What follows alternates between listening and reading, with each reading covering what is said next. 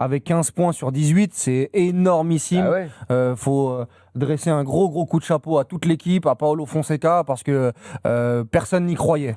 Et ça, c'est quelque chose de dingue.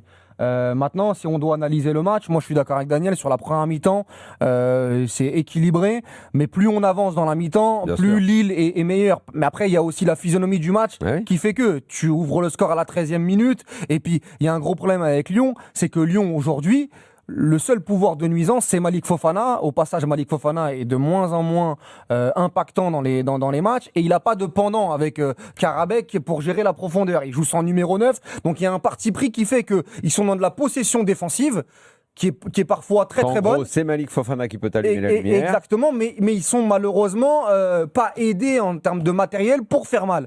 Et de l'autre côté, tu es beaucoup plus fourni. T'as pas un gros neuf. Exactement. Mais tu as des mecs qui se battent au milieu. Par contre, la deuxième mi-temps, pour moi, la deuxième mi-temps, elle est lilloise.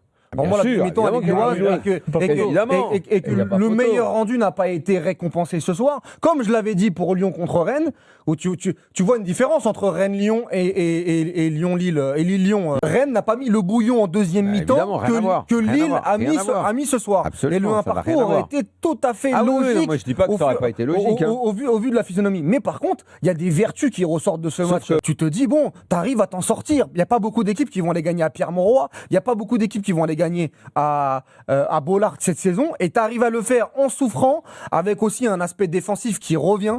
Moi, je trouve que Niakate, par exemple, est revenu à un très bon niveau. Niakate, il a éclaté Giroud. Non, mais là, il l'a mis dans sa poche complet ce soir. Giroud, il a souffert. Alors que l'année dernière, L'année dernière, il était en difficulté. On parlait beaucoup de son prix, Textor, 31 millions d'euros. Là, on n'en parle plus du tout depuis le début de saison. Il doit pas être loin d'être des meilleurs défenseurs centraux de Ligue 1 sur le début de saison. Mata, son collègue, la même chose. Non, je trouve que même en étant en difficulté, ils tirent le maximum, Lyon. Exactement. Ils sont animés de quelque chose. Quand je parlais de Rennes tout à l'heure, et puis eux, ils sont animés. Je sais que t'aimes bien, on aime bien, franchement, moi, le petit Mera, au milieu. Il est ami avec le ballon. C'est un petit régal, quoi. C'est un Espagnol. Parce qu'il est frêle, il a l'air fragile, mais il rechigne pas au combat.